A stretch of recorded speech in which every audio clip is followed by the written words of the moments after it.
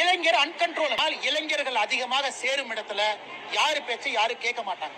எங்களுக்கு தரப்பட்ட இடத்துல நாங்க போய் அந்த ஸ்பாட்ல நாங்க பேசிட்டு வந்தோம். தாண்டி எந்த தவறு உங்கள்கிட்ட செய்யலாம் நாங்கள் எதுவும் செய்யலாம். அனைவருக்கும் வணக்கம். 27ஆம் தேதி நைட்டு நடிகர் விஜய் வந்து கரூர் போகிறாருங்க. அவரை பார்க்க ஒரு மிகப்பெரிய கூட்டம் வந்து கூடுது. அந்த கூட்டத்தில் நெரிசல் ஏற்படுது. அதனால கிட்டத்தட்ட 41 உயிர்கள் வந்து இறந்து போகிறாங்க. இப்போ நாம் தமிழர் கட்சிக்காரன்லாம் இறந்த உயிர்களுக்காக அந்த உயிர்களுக்காக நம்ம பேசியிருக்கோம். ஆனால் இவங்க எல்லாருமே அரசியல் பண்ணிருக்காங்க. நேற்றைக்கு வந்து விஜய் போட்ட வீடியோ முழுக்க அரசியல் வீடியோ. வெக்கமல்ல விஜய் உனக்கு அப்படின்னு தான் கேட்கணும். அடுத்து அண்ணாமலை என்ன பண்ணுறாப்புலன்னா பச்சையாக பேசுகிறாப்புலங்க. அண்ணாமலை திட்டம்னு சொல்லி தான் எனக்கு தோணுது. இளைஞர்களை வந்து தூண்டி விட்டு இளைஞர்களை கலவரத்தை வந்து ஏற்படுத்த அண்ணாமலை முயற்சி செஞ்சுருக்காப்புல. அண்ணாமலை விஜய்க்கு சப்போர்ட் பண்ணுறாப்புல, அதிமுக விஜய்க்கு வந்து சப்போர்ட் பண்ணுது. இவங்கெல்லாம் சேர்ந்து ஒரு அரசியல் பண்ணுறாங்க. என்னென்னா இதில் மர்மம் இருக்குது, இதில் வந்து சதி இருக்குது அப்படின்னு சொல்லி இவங்க ஒரு அரசியல் பண்ணுறாங்க. இன்னொரு பக்கம் திமுக வந்து இது நடந்தது காரணமே விஜய் தான். விஜயால் வந்து 40 உயிர் இறந்துருச்சு, நாங்கள் தான் திருப்பி அவங்களையெல்லாம் போய் நின்று காப்பாற்றணும்னு இவங்க ஒரு அரசியல் பண்ணுறாங்க. ஆனால் யாருமே அந்த இறந்து போனாங்கல்ல அவங்கள பற்றி எந்த கவலையும் இல்லை, ஒன்றும் இல்லை. அவ்வளோதான் அரசியல், பியூர் அரசியல் பண்ணுறாங்க. இதில் அண்ணாமலை பேசுகிறதுலாம் அபத்தோட உச்சம். நீ எல்லாம் ஒரு தலைவர் அண்ணாமலை, தலைவராக இருக்கவே அண்ணாமலைக்கு வந்து துளி கூட ஒரு தகுதியே இல்லைங்க. என்ன சொல்கிறாருன்னா, அதாவது இளைஞர்கள் விஜய் பின்னாடி இருக்க இளைஞர்கள் வந்து அன்கண்ட்ரோலபிளாக அவங்கள வந்து கண்ட்ரோல் பண்ணவே முடியாதான். அது அவங்க ஒரு கூட்டமாக போயிட்டாங்க அப்படின்னா அவங்க யார் பேச்சையுமே கேட்க மாட்டாங்க, அன்கண்ட்ரோலபிளாக இருப்பாங்க. அவங்க அப்படி தான் இருப்பாங்க. அவங்கள நம்ம குறையே சொல்லக்கூடாது, போலீஸ் தான் பாதுகாப்பு கொடுக்கணும்னு அந்த இளைஞர்களை திருப்பி சிண்டு மூட்டி விட்றாப்புல, அவங்க தூண்டி விட்றாப்புல. இளைஞர்கள்லாம் யார் பேச்சும் கேட்க மாட்டாங்களாம்மா. கூட்டம் கூட்டிட்டாங்கன்னா அவங்க அன்கண்ட்ரோல் இருப்பாங்களாம்மா. அவங்க எனர்ஜி வந்து அப்படி இருக்காம்மா. மரத்தில் ஏறுவாங்களாம்மா, போஸ்ட் கம்பத்தில் ஏறுவாங்களாம்மா. அவங்க என்ன வேணால் பண்ணுவாங்க, அவங்கள வந்து போலீஸ் தான் கண்ட்ரோல் பண்ணணும் அப்படின்னு சொல்லி இப்படி பேசிகிட்டு இருக்காப்புல, தூண்டி விட்டுருக்காப்புல. ஒரு தலைவனை என்னங்க பண்ணணும்? அண்ணன் சீமான் என்னங்க பண்ணுறாரு? ஒழுக்கமாக இருக்கணும், வந்தியா சேரில் உட்காரு, இடம் இல்லைன்னா பின்னாடி நில்லு, அப்படி தானே சொல்லணும். மரத்தில் ஏறாத, இந்த மாதிரி ஒழுக்கமாக நடந்துக்கோ, பிறருக்கு வந்து துன்பம் கொடுக்காத, பெண்களை பாதுகாப்பார். நீ உனக்கு என்ன கஷ்டப்பட்டால் கூட பெண்களுக்கு பாதுகாப்பாருன்னு சொல்லி தானங்க வளர்க்கணும். இளைஞர்கள் வந்து ஒழுக்கமாக இருக்குன்னு சொல்லணும்ல. இந்த ஆளுன்னுக்கிட்டு கூடனாலே இளைஞருக்கு யார் பேச்சும் கேட்க மாட்டாங்கன்னு சொல்லி தூண்டி விட்றாப்புல. முழு பழியும் தூக்கி போலீஸ் மேலே போட்டாப்புல. அது அண்ணாமலை சொல்கிறாரு, 100 போலீஸ் தான் இருந்தாங்க, 500 போலீஸ்ன்னு சொல்கிறாங்களா, அதெல்லாம் நம்ப மாட்டேன், 100 போலீஸ் தான் இருக்கிறாங்க.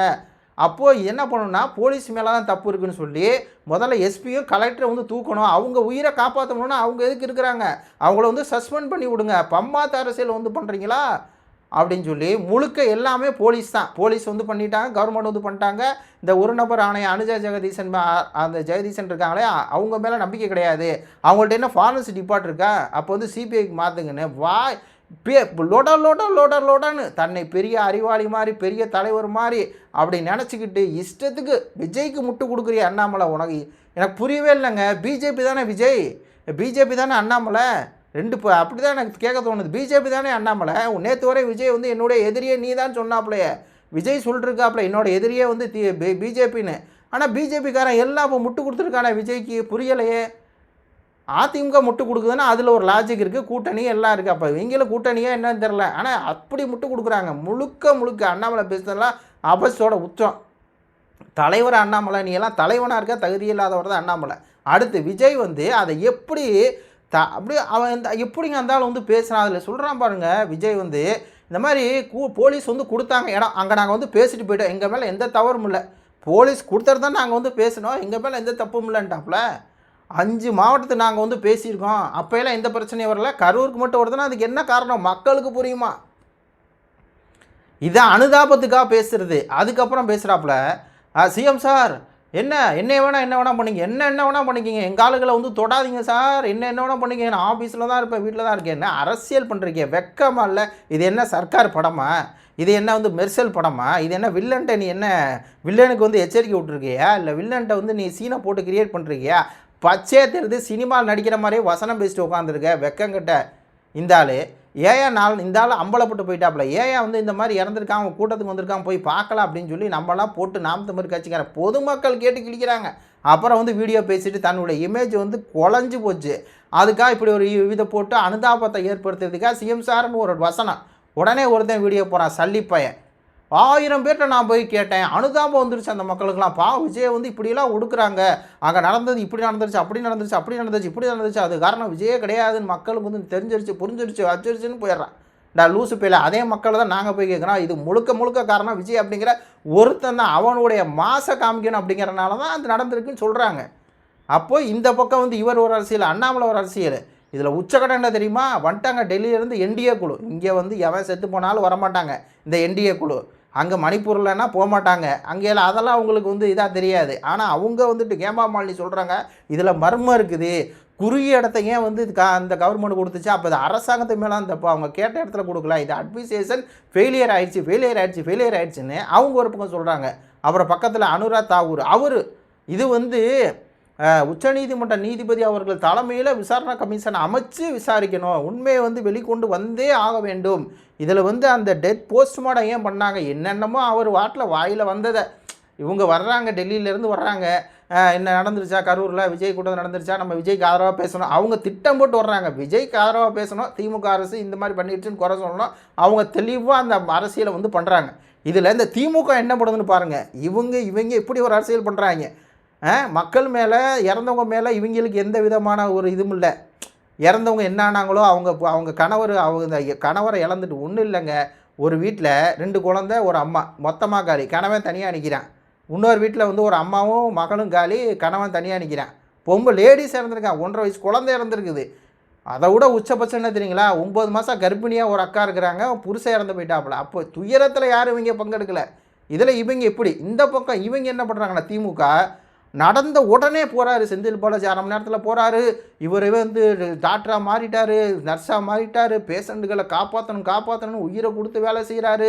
அன்பில் மகேஷ் பொய்யாமொழி வர்றாரு. நான் படித்து சொன்னனே 9 வயசு பிள்ளை 2 வயசு பிள்ளைலாம் இறந்துருச்சு, ரூல்ஸை ஃபாலோ பண்ணுங்கடான்னு சொன்னனே, கேட்கலேன்னு அவர் ஒரு பக்கம். ஸ்டாலின் அவர்கள் நைட் ஒன் நைட்டாக போகிறாரு, இது உரிமை கமிஷனை வந்து பண்ணுறாரு, துணை முதலமைச்சர் வர்றாரு. அவங்க என்ன பண்ணுறாங்கன்னா முழுக்க விஜய் மேலே தான் தப்பு. நாங்கள் பாருங்கள் விஜயால் பாதிக்கப்பட்டவங்களுக்கு நாங்கள் வந்து காப்பாற்றிட்டோம்னு ஒரு பக்கம் திமுக இப்படி விஜயை வந்து காலி பண்ணணுன்னு அவங்க ஒரு பக்கம், இந்த பக்கம் திமுக காலி பண்ணணும்னு சொல்லி விஜய் இதை வச்சு திமுக காலி பண்ணணுன்னு விஜயிலேருந்து ஆரம்பித்து அண்ணாமலை அதிமுக இது ஒரு டீமு, இந்த பக்கம் ஒரு டீமு விஜயை காலி பண்ணணும். இது விஜய் இவங்க காலி பண்ணல, இதுதான் இவங்களுடைய அரசியலுங்கிறேன். இது எல்லாமே அரசியல். இந்த அரசியலை நம்ம வந்து புரிஞ்சு இதில் நடுங்களையாக நம்ம தான் என்ன பண்ணுறோன்னா இந்த இறந்து போனவங்களுக்காக நிற்கிறேன். அடுத்த தடவை இந்த கூட்டத்துக்கு போகாதீங்க. நடிகன் விஜய் வர்றான்னா போகாதீங்க, உங்கள் உயிர் தாங்க முக்கியம் உங்களுக்கு. அங்கே போனால் அந்த அண்ணாமலை சொல்கிறான் பாருங்கள், அவங்க மிதித்து கொள்ளுவாங்க. அந்த கொள்றான் பாருங்கள் அந்த ரசிகன், அவன் மேலே எந்த தப்பும் இல்லைன்னு வந்துடும். கடைசியில் வந்துருச்சு அப்படி தானே அண்ணாமலை கேட்குறாப்புல. காவல்துறை உங்களுக்கு பாதுகாப்பு கொடுக்காதுங்க, நீங்கள் அப்படி நினச்சிங்க. அதாவது எப்படிப்பட்ட எவ்வளோ பேர் ஏங்க காவல்துறை மிஞ்சி போனால் 5000 பேர் போட்டுங்க, 50,000 பேர்த்துக்கு 5000 10 பேர்த்துக்கு ஒரு காவலர்னு போட்டு சரியா, 10 பேர்த்துக்கு ஒரு 5000 பேர் இருக்கட்டும். 5000 பேர் இருந்தாலும் இவனுங்க உங்களை மிதிப்பானுங்க, மிதித்து உங்களுக்கு வந்து உங்களுக்கு கொள்ளுவானுங்க. அது நடக்குது, கூட்ட நெரிசல்ல அது நடக்கும். அப்போது நீங்கள் புரிஞ்சுங்க, மக்கள் புரிஞ்சுங்க, இந்த மாதிரி நடிகன் வர்றான் அப்படின்னு சொல்லி அவன் முகரக்கட்டையை பார்க்கணும்னு சொல்லி நீங்கள் போகிறீங்க பாருங்கள் பின்னாடியே. இன்றைக்கி அந்த இறந்த குடும்பங்கள்லாம் காரணம் என்னென்னா அவங்களே காரணம். அந்த 2 குழந்தை இழந்துடுச்சு அப்படின்னா அந்த அம்மா கூட்டு போன அந்த அம்மா தான் காரணம். 1.5 வயசு பிள்ளை இறந்துருக்குன்னா அது காரணம் என்ன? அந்த கூட்டு போன அந்த காது கேட்காத அந்த அம்மாவோ அந்த அத்தையோ தான் காரணம். அவனுங்க அப்படி தான் இருப்பானுங்கன்ட்டு போயிட்டா இருப்பாருங்க அண்ணாமலை. அவங்க ரசிகர்கள் அப்படி தான் இருப்பாங்கன்னு சொல்கிறாங்க. அவங்க இடிப்பாங்க, மேலே ஏறி விழுவானுங்க, எல்லாத்தையும் உடப்பானுங்க, மரத்தில் எல்லாம் பண்ணுவானுங்க. நீ ஏன் போகிறேன்னு தான் கேட்குறாங்க. அவங்க மேலே தப்பு இல்லை, நீங்கள் தான் தப்பு. புரிஞ்சுக்குங்க, எல்லாரும் பண்ணுறதை பண்ணிவிட்டு உங்கள் மேலே பழியை போட்டு அவன் எஸ்கேப் ஆயிடுவான். இதுக்கு மேலேயாவது தமிழக மக்களை புரிஞ்சுங்க. சினிமா நடிகன் பின்னாடி போகாதீங்க. இந்த திமுக எப்படி அரசியல் பண்ணுதுன்னு இந்த நேரத்தில் நீங்கள் புரிஞ்சுக்கணும். அதே மாதிரி அதிமுக அரசியல், பிஜேபி அரசியல், விஜய் அரசியல் எல்லாம் புரிஞ்சுங்க. வரக்கூடிய 2026 தேர்தலில் நீங்கள் யாருக்கு ஓட்டு போட போகிறீங்க அப்படிங்கிறதான் உங்களுடைய எதிர்கால வாழ்க்கையாக இருக்குது. இந்த மண்ணை மக்களை நேசிக்கிறவனை நீங்கள் வந்து கைவிட்டுட்டு இதை உங்களை வச்சு அரசியல் பண்ணுறவனே, உங்கள் உயிரை வச்சு அரசியல் பண்ணுறவங்க நீங்கள் வாக்கு போட்டிங்கன்னா கடைசியில் இதே மாதிரி 40 உயிர் 50 உயிர் போயிட்டே தான் இருக்கும். இப்படி இவனுக்கு அரசியல் பண்ணிட்டே தான் இருப்பானுங்க. பார்த்துங்க. இது உங்களுடைய கருத்துக்களை சொல்லுங்கள். நன்றி, வணக்கம்.